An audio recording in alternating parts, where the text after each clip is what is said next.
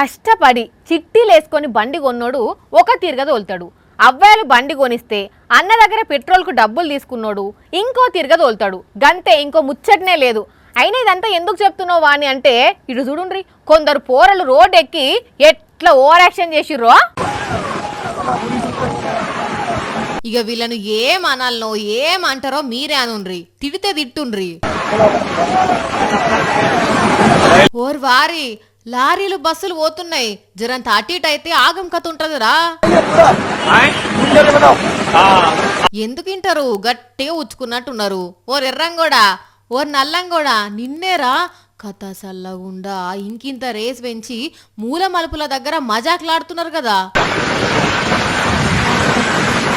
ఉత్తరప్రదేశ్ రాష్ట్రం వీళ్ళది. మరి ఎంతగానం బుచ్చుకున్నారో గాని ఫుల్గా దాగి కారెక్కి కథలు పడుకుంటూ పోతుంటే వీళ్ళ టార్చర్ను భరించలేని పక్క వాహనాల వాళ్ళు వీడియో తీసి పోలీసులకు పంపితే స్టేషన్కు పట్టుకపోయారట.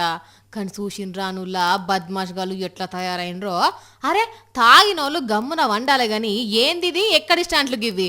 ఓ అవ్వయ్యలు, మీ పిల్లలకు బండ్లు కొనిచ్చినోళ్ళు, కార్లు కొనిచ్చినోళ్ళు, జర మీ పిల్లలను ఒక కంట కనిపెట్టుండ్రి, సరేనా?